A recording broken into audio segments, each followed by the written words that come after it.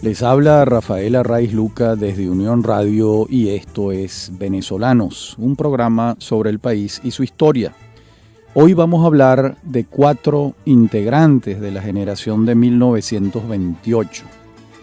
Vamos a hablar de Pablo Rojas Guardia, de Isaac Pardo, de Jacinto Fombona Pachano y de Andrés Eloy Blanco. Es decir, vamos a hablar de 3 poetas y un ensayista, que es el caso de Isaac Pardo. Y por supuesto, en el caso de Andrés Eloy Blanco, pues de un político importantísimo también. Comencemos con Rojas Guardia, con Pablo Rojas Guardia, el padre de Armando Rojas Guardia. Pablo nació en Caracas en 1909 y murió aquí en Caracas en 1978.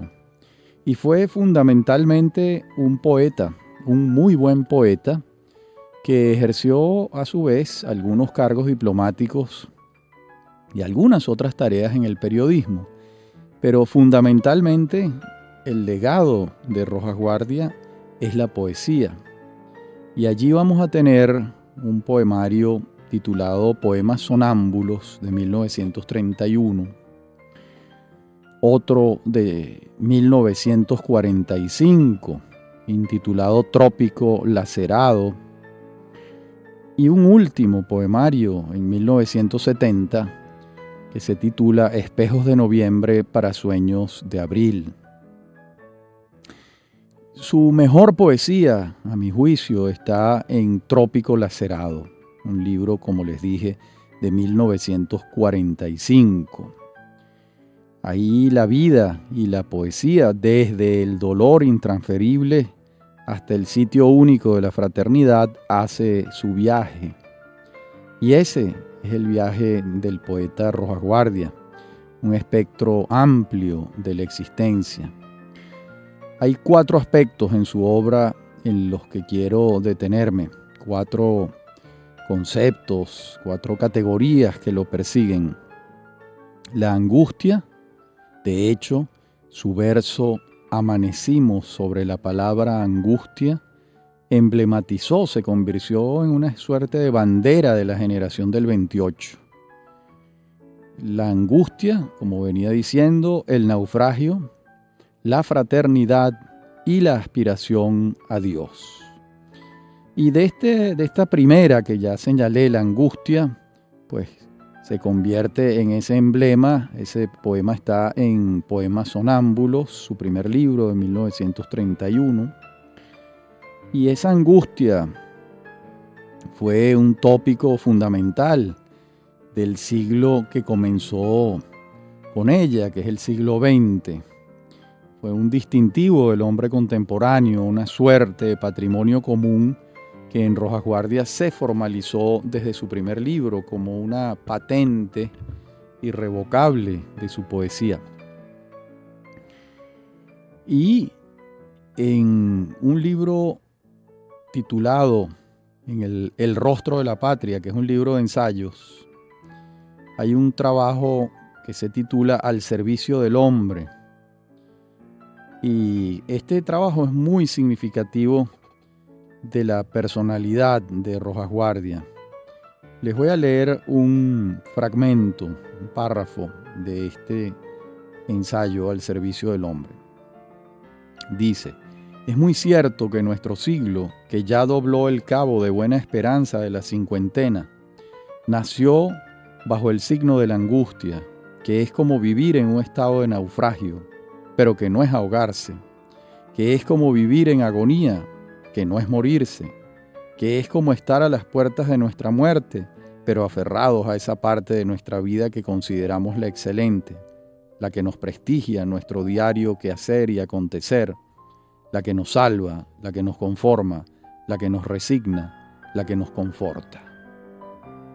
Muy interesante esta visión sobre la angustia como una situación como a caballo, como una situación transitoria, que no llega a ser definitiva, pero que signa el estado anímico del poeta. Y la angustia y el naufragio, que es la otra imagen, la otra circunstancia en la poesía de Rojas Guardia, es muy frecuente porque además el mar surge con frecuencia. El escenario del viaje en su obra está presente. Y el protagonista de esos viajes, que es el propio Rojas Guardia, porque hay mucho de autobiográfico en su poesía, se ve a sí mismo como un náufrago que aspira a las profundidades del mar, donde él intuye que vive la sabiduría. Aquí recoge un tópico clásico de la mitología, y es que en el fondo del mar, o en el fondo del pozo, o en el fondo del río, hay un tesoro sabio, hay un tesoro de sabiduría. Esto lo retoma, este mito lo trabaja Rojas Guardia en su poesía. Aquí estamos frente a un angustiado que es lúcido y que gobierna esa conciencia agónica que ha escogido al agua como espacio, como ámbito, porque allí está, la verdad, la posibilidad del fondo, y además el agua está psicológicamente vinculada con la creación. También el mar y la playa en Pablo Rojas Guardia se vinculan con la sensualidad, con el esplendor del cuerpo, con el goce del cuerpo. Y él, antes de ser un náufrago, es un marinero a la intemperie de un viaje que funciona como aspecto existencial iniciático, vamos a llamarlo así. Luego, una vez que se parte en el viaje, se avanza en el viaje, es cuando se vive el naufragio, ¿no? Se despide del principio y el viaje se convierte en otro. Y es entonces cuando él dice en estos 4 versos algo vinculado con la otra categoría de la que íbamos a hablar, que es la aspiración a Dios. Entonces Pablo Rojas Guardia dice esto: le voy dando sentido a un mundo sin sentido y sueño la vida como totalidad planetaria. El universo es mío, yo soy el universo, y en cada hombre miro una aspiración a Dios. Bueno, esto es un bellísimo fragmento, 4 versos de un poema. Y en otro poema de él que se titula La multitud es un templo, Rojas Guardia es ganado por la fraternidad, que es la otra categoría que faltaba de las 4 que hablamos al principio: angustia, naufragio, fraternidad y aspiración a Dios. Y allí, en cuanto a la fraternidad, la fuerza del instinto es muy fuerte. El instinto que lleva a la solidaridad, al encuentro con el otro, a la fraternidad. Y allí es cuando Rojas Guardia va a decir esto: en esas horas yo soy el conciliador, el profeta. Todos entráis en mi corazón, todos. Los de las tierras, los de las catástrofes, los de las inundaciones, los de las monedas, los de los sueños, todos entráis en mi corazón. Yo os toco y sois bellos, y cantamos. Esa es la fraternidad, del hombre abierto al otro, y ese otro incluye a todos, como él hace hincapié y hace su lista de quienes pueden llegar hasta sus brazos fraternos, ¿no? Y la fraternidad en la poesía de Rojas Guardia también va a operar como una condición cotidiana, como una conducta cotidiana. Y esa concepción de la fraternidad es la que Rojas Guardia va a llevar a hacerse cósmica, y es por allí que llega a la aspiración a Dios, que está siempre presente en su poesía. sin que Rojas Guardia se tratara de un poeta particularmente religioso, porque no podemos afirmarlo de esa manera, pero sin duda era un cristiano y había una concepción monoteísta y había una aspiración a la presencia divina que está allí, sin que podamos decir que su poesía es una poesía exclusivamente religiosa, porque se trata de un Dios por alcanzar en la resolución del hombre en el otro, en la comunicación radicalmente congregatoria. Para Rojas Guardia, su Dios es el Dios de la fraternidad y el Dios de los cuerpos, de la vida concreta de los cuerpos, de los olores, de los abrazos, de la gente. Es una poesía que crece a partir de la vida. En su trabajo poético predomina lo vivencial sobre lo que puede decirse propiamente literario. No es el giro literario el que llama a Pablo Rojas Guardia, sino la vida, la sustancia de la vida. Y de allí que el artificio del lenguaje subyace levemente bajo la intensidad del deseo, y la poesía es asumida como epicentro. De modo que se forman dos duplas: angustia, naufragio, fraternidad, Dios. Y allí es donde está, a mi juicio, el epicentro de la poesía de Pablo Rojas Guardia. La próxima parte del programa hablaremos de Isaac Pardo, otro integrante de la generación de 1928. Ya regresamos.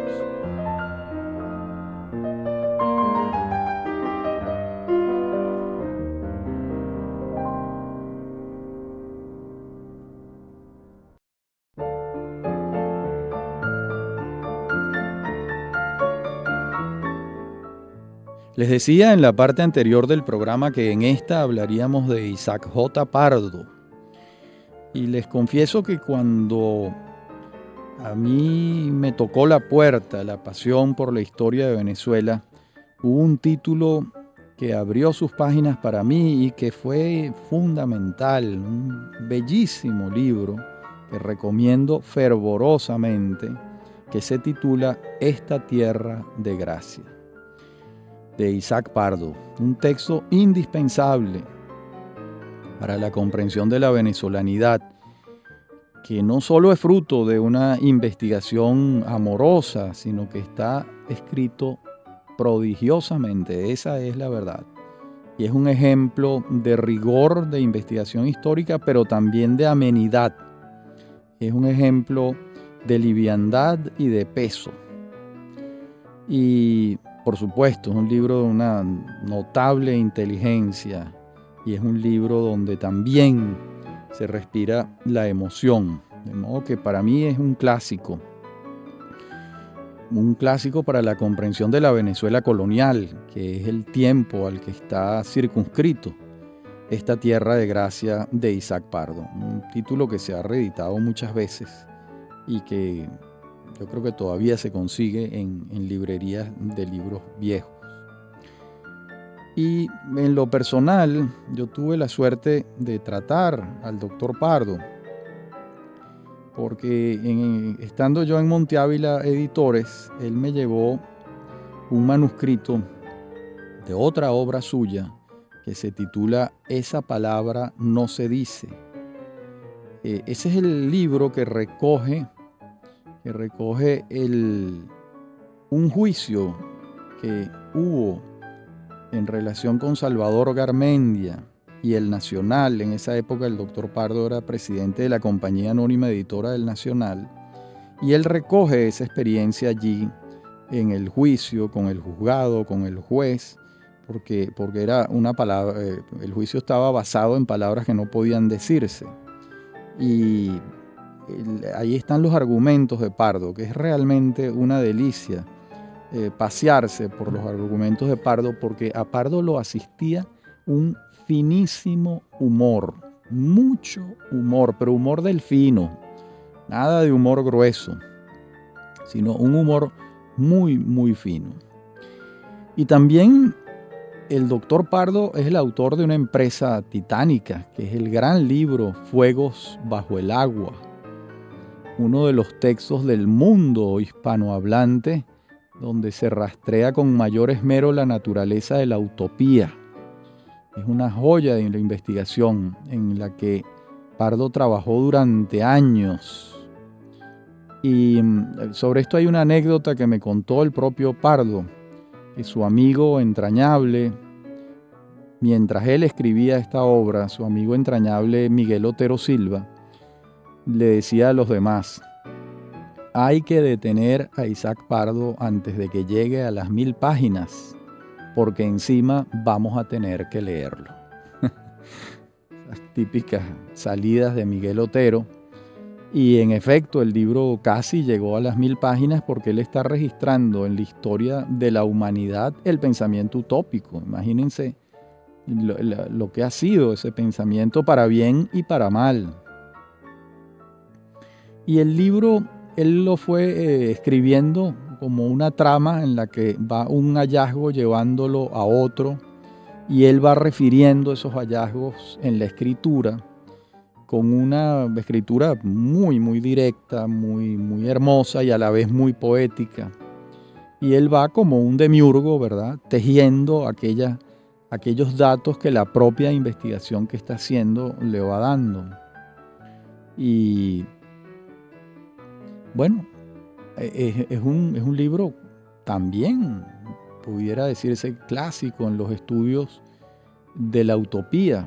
Y es, como decía Miguel Otero Silva, un libro de dimensiones ya de tratado, cerca de las 1000 páginas. Y también, al final de su vida, hay un libro muy hermoso que no es de él propiamente, sino de quien lo entrevista. A él lo entrevistó largamente María Ramírez Rives, nuestra amiga, y publicó en 1999 este título que se llama El otoño luminoso de Isaac J. Pardo. Y allí hay una larga conversación donde Pardo se detiene en los episodios de su vida y entra en escena la voz de su esposa, Mercedes de Pardo. Y allí uno constata, pues, la inteligencia y la gracia del doctor Pardo. Recordemos que él, en materia laboral, además de médico, trabajó muchos años en el diario El Nacional, en su junta directiva, y en la Electricidad de Caracas. Muchos años en la Electricidad de Caracas, en todos los asuntos públicos de esa gran empresa venezolana. Los Pardo son descendientes de judíos portugueses establecidos en Alemania y formaban parte de esos emigrantes que venían a América.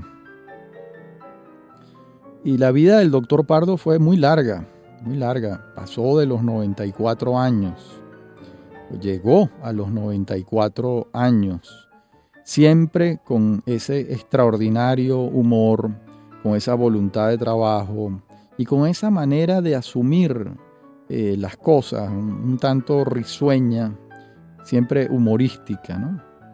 Y se entregó a sus causas permanentemente, entre otras cuando era un muchacho en 1928, a la causa de la lucha contra la dictadura de Juan Vicente Gómez. Y esto hay que señalarlo, se trata de un hombre que tuvo una vida larga, una vida útil y una vida con muchos frutos. Con estos libros que les he señalado, probablemente olvido alguno, con una vida laboral importante y también con una familia, con la formación de una familia. Quizás él no pensó, cuando estaba preso en las carreteras de Juan Vicente Gómez, construyendo, moviendo piedras de un lado para otro, cuando era un muchacho, que su vida iba a ser tan dilatada, tan larga, y que iba a tener tantos frutos y que iba a cosechar también tantos amigos a lo largo de tanto tiempo. Por eso es que María Ramírez va a titular su libro El otoño luminoso de Isaac Pardo, porque realmente los últimos años de la vida de Isaac Pardo fueron luminosos, como fue su vida entera realmente. Veamos ahora otro personaje de la generación de 1928, incluso un poquito antes del 28, ya Jacinto Fombona Pachano tocaba flautas, por decirlo con esta metáfora, en la Caracas de aquel tiempo. A diferencia del doctor Pardo, Jacinto Fombona vive mucho menos que él, ¿no? Jacinto Fombona va a morir en 1951, de modo que va a tener alrededor de 50 años cuando muere. Y aquí hay varios temas que son importantes de tocar en relación con Fombona. Él se inicia como poeta con la generación de 1918, pero nosotros lo estamos ubicando en la generación de 1928 porque también participó en esa gesta, en la famosa Semana del Estudiante de 1928. Entonces, si en rigor, en materia poética, perteneció a la generación del 18, como líder estudiantil, porque fue el presidente fundador de la Federación de Estudiantes de Venezuela en 1927, como líder estudiantil también participa en la generación de 1928. De modo que por eso lo estamos ubicando aquí a Jacinto Fombona. Si bien proviene de las canteras del 18, también proviene de las canteras de 1928. Y allí participa en la Semana del Estudiante. Y allí es cuando comienza a modernizarse la política venezolana, cuando la política venezolana recibe a unos nuevos protagonistas que para ese entonces no aparecían en el panorama, que son los estudiantes, unos estudiantes desarmados que batallaban contra la dictadura del general Gómez con las palabras porque no tenían armas, de modo que sus batallas eran verbales y algunos de sus dardos más poderosos eran los poemas, los discursos. En el caso de Jacinto Fombona, particularmente los poemas, aunque en su condición de presidente fundador de la Federación de Estudiantes de Venezuela ha debido dar muchos discursos, al igual que Raúl Leoni, que también lo fue y que lo sucedió a él en ese cargo, y es a Leoni al que le corresponde organizar propiamente la Semana del Estudiante, de la que también participa Fombona Pachano. En la próxima parte del programa veremos otros aspectos de la vida de Jacinto Fombona Pachano. Ya regresamos. Comentábamos en la parte anterior del programa acerca de Jacinto Fombona Pachano y vamos a hallarlo con un cargo diplomático en el gobierno de Eleazar López Contreras. Y cuando regresa al país, después de su primera experiencia diplomática, el entonces presidente de la República, el general Isaías Medina Angarita, lo nombra presidente del Estado Miranda. Recordemos que en esa época los gobernadores de estado se llamaban presidentes de los estados, porque en esa época además Venezuela se llamaba Estados Unidos de Venezuela y cada estado de alguna manera, al menos en el papel, tenía una autonomía frente al otro y por eso los gobernadores de estado se les denominaba presidentes. Él fue lo que hoy en día se denomina un gobernador del estado Miranda. Y entonces En ese momento, recordemos que durante el gobierno de Medina Angarita hay un enfrentamiento político entre Medina Angarita y López Contreras por la silla sucesoral. ¿Quién va a suceder a Medina? Y Medina se oponía, con buenas razones, a que regresara al poder López Contreras. Y López aspiraba a regresar al poder. Y en esa diatriba, Fombona opta por respaldar a López.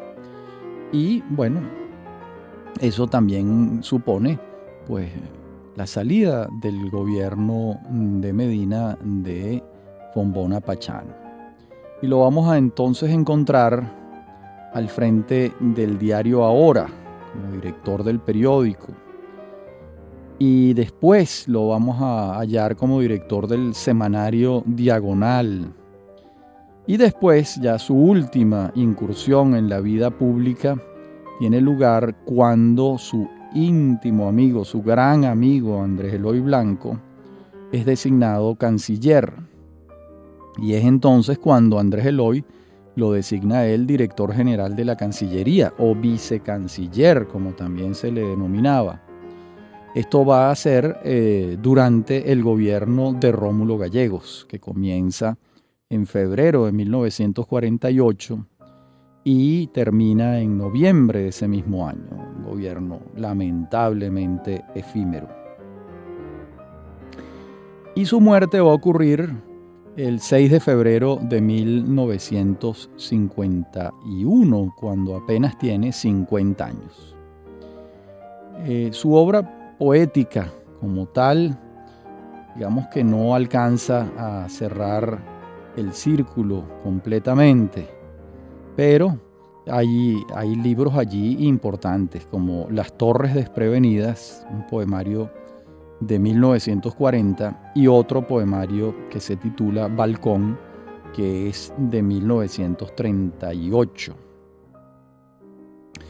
Y el crítico literario y gran poeta Fernando Paz Castillo encontró en la poesía de Fombona rasgos modernistas, influencia norteamericana, influencia clásica. Y sobre todo a él le interesa, y a nosotros también, la que tienen una gran influencia de los versos de Whitman. Sobre todo cuando Fombona va a trabajar la blanca desnudez del invierno en los Estados Unidos, justo antes de la Guerra Mundial. Ese es el que se va a recoger en ese poemario titulado Las Torres Desprevenidas, que es de 1940, y la Guerra Mundial estalla en 1939. Y allí hay un poema muy hermoso en el que Fombona dice lo siguiente: yo soy el que no sabe dónde asentar los pies. Soy el de 1940, soy el atado, soy esa pared de aire que divide la conjunción de dos expresos, y ya he perdido el tacto de mis manos, pero guardo mis ojos. Bueno, es muy interesante porque yo soy el de 1940, hay que ver en lo que está el mundo en 1940. Hitler ha invadido Polonia, ha comenzado la Segunda Guerra Mundial, el avance de los nazis es electrizante y pavoroso en Europa, y la verdad es que la vida en el mundo occidental en 1940 transcurría en medio de una tormenta o en medio de muchos nubarrones, por decirlo menos. Por eso Fombona va a decir: yo soy el que no sabe dónde asentar los pies, soy el de 1940. Y hay otro texto de él que se titula Invierno, en el que Fombona va a recoger la experiencia del poeta que está inmerso en el paisaje, que está consustanciado con el entorno en el que está viviendo. Allí dice en ese poema: No tengo idioma para el clima extranjero. Lo que está sucediendo afuera en los árboles y en el paisaje ocurre también en mi mente y en mi corazón. La desnudez perfecta, la desnudez de hojas y flores, allá. La desnudez de palabras, aquí. Es la experiencia del invierno que está viviendo un caraqueño, que jamás ha vivido esos inviernos norteamericanos.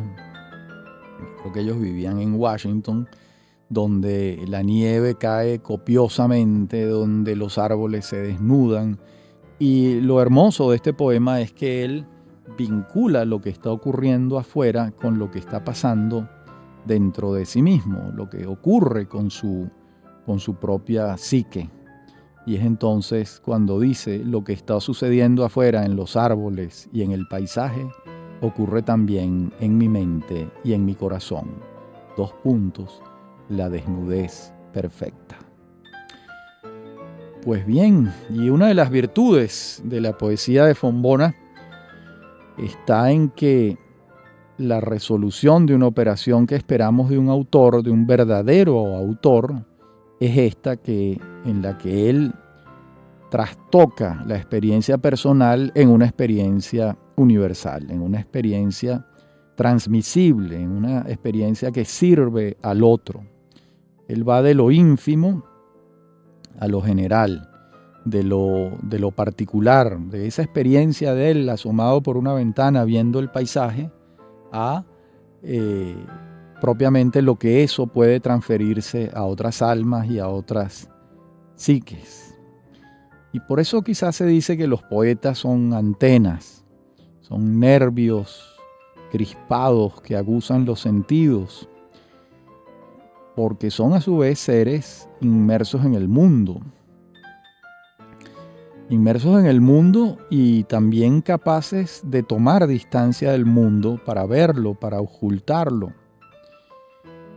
Pero lo cierto es que por más que el poeta tome distancia y vea el mundo, el poeta es siempre un hombre de su tiempo y de su circunstancia. Aquí hay dos ejemplos que les acabo de referir. Un poeta que está experimentando el invierno y siente el invierno afuera y el invierno adentro. Y un poeta que está en 1940 en los Estados Unidos, cuando ya la guerra europea, la guerra mundial, la segunda, ha estallado en 1940. Imposible que el poeta, por más que haga una tarea introspectiva, pueda apartarse del mundo en el que vive, de su tiempo. De allí que Fombona fue un hombre de su tiempo y logró traducir lo que sus sentidos captaban y lo logró traducir al universo de las palabras. Tejió las palabras y construyó esos artefactos maravillosos que son los poemas, esos artefactos que también estudió Fernando Paz Castillo, en el caso de casi todos sus compañeros de generación, y muy particularmente en el caso de su amigo, muy querido amigo, Jacinto Fombona Pachano.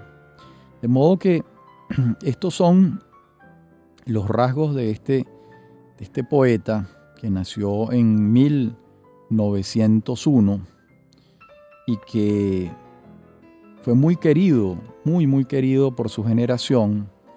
Lamentablemente muere a los 50 años y seguramente iba a producir una obra poética que completaría, que cerraría el círculo de los libros que publicó, pues, que fueron Balcón y Las Torres Desprevenidas.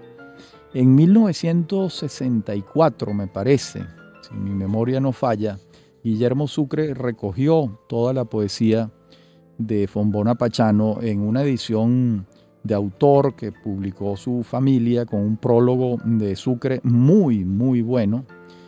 No olvidemos que la primera esposa de Guillermo Sucre era Julieta Fombona Zuluaga, hija de Jacinto Fombona Pachano y de Julieta Zuluaga. Y Sucre estaba organizando la poesía de su suegro, a quien creo que no conoció. Estoy casi seguro que no llegó a conocer, pero su poesía la valoraba extraordinariamente y ese prólogo es sumamente bueno. En la última parte del programa hablaremos de Andrés Eloy Blanco. Ya regresamos.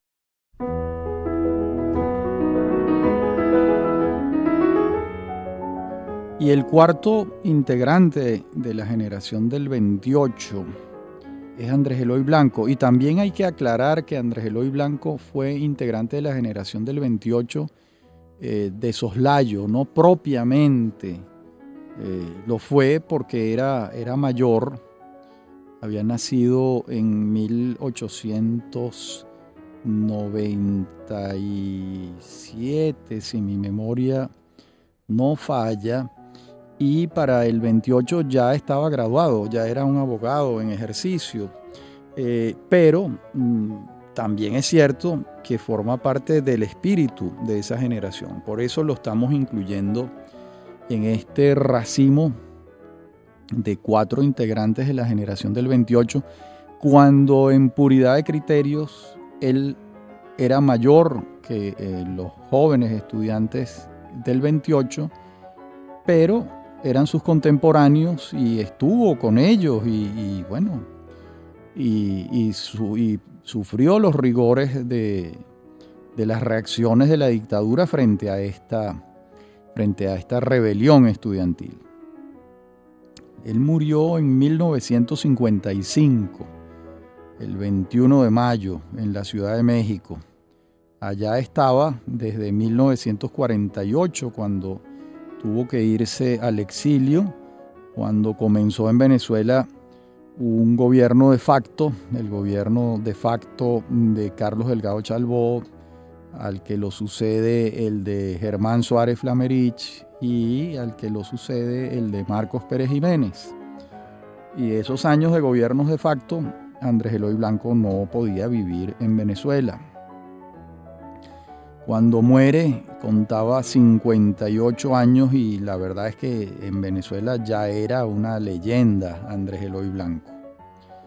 Los venezolanos amaban su ingenio, su poesía entrañable, cercana, la poesía que les tocaba el corazón. Los venezolanos amaban su honradez, su simpatía, su humor extraordinario, su don de gentes. Yo diría que muy pocos venezolanos, cuidado si ningún otro, ha conocido el amor unánime de su gente, de sus paisanos en vida. Porque yo creo que hasta sus adversarios políticos reconocían en él sus virtudes y todas estas virtudes personales que acabo de enumerar. Y se puede decir que Andrés Eloy Blanco estaba como tocado por la gracia. La gente lo quería porque era verdad lo que él decía. Era cierto, había algo genuino en él que la gente respetaba. Había algo genuino en lo que decía y en sus actos. De modo que esto es importante tenerlo presente. Yo recuerdo que hace unos cuantos años el Congreso Nacional de la República de Venezuela organizó un homenaje a Andrés Eloy Blanco con motivo de se cumplía, no recuerdo si años de nacido o se conmemoraban años de muerte. En todo caso, allí habló María Teresa Castillo, que era diputado en aquel Congreso, diputada. Y ella misma dijo lo siguiente: creo que Andrés Eloy sembró una semilla, la de la honestidad, la de la rectitud, la de la transparencia, que todavía está por recogerse. Él creía en su partido, a pesar de que era un fuerte crítico del mismo. Bien, en otra ocasión, Luis Beltrán Prieto Figueroa también hizo un elogio extraordinario del poeta y parlamentario Andrés Eloy Blanco, y también hizo lo propio Miguel Otero Silva, dedicándole un poemario. De modo que fue un hombre muy reconocido por sus compañeros de generación, y no tengo tiempo para hablar de su obra poética en lo que me queda de programa, pero sí quiero recordar algo, que son sus cartas de 1945. En esas cartas él hace una relación pormenorizada de sus bienes personales y de la manera como fue adquiriéndolos mediante créditos. Estas cartas son verdaderamente conmovedoras y tendrían que formar parte de un programa de formación de hombres públicos sujetos a la honestidad, porque Andrés Eloy Blanco va explicando paso a paso quién le prestó el dinero para construir su casa, cómo fue pagando los créditos que fue recibiendo, cómo fue colocando ladrillo a ladrillo las paredes de su casa. Unas cuentas de bodeguero, en pocas palabras, y que él se siente en la necesidad de rendir esa cuenta porque está a punto de asumir un cargo público y quiere decir de dónde provienen sus bienes, sin que se lo esté exigiendo nadie, sino que eso es motu propio. Es una belleza ese informe de Andrés Eloy Blanco. Y voy a concluir lo dicho por él, leyéndoles un poema que él escribió sobre su gran amigo Jacinto Fombona Pachano. Cuando murió Fombona, dijo: divino don para el servicio humano, humana entrega para el don divino, fuerza y bondad, viviente alejandrino, Jacinto puro, mi querido hermano. Vino sin par en la perfecta mano, vaso cabal para el perfecto vino, de patria el ala y de linaje el trino, Fombona el verso, el corazón pachano. Y ahora estás, como tu vida entera, así tan honda, así tan compañera, y así tan natural como la muerte, y así de ser tu claridad sin mancha, pues para merecerse y merecerte, el tiempo es largo y Venezuela es ancha. Yo quisiera decir lo mismo de Andrés Eloy Blanco. Él debe ser recordado como él recordaba a su amigo Jacinto Fombona Pachano. Y hasta aquí el Venezolanos de hoy. Como siempre, un gusto hablar para ustedes. Me acompañan en la producción Inmaculada Sebastiano y Fernando Camacho, y en la dirección técnica Fernando Camacho. A mí me consiguen en mi correo electrónico rafaelarraiz@hotmail.com y en Twitter @rafaelarraiz. Ha sido un gusto, como siempre, hablar para ustedes. Hasta nuestro próximo encuentro.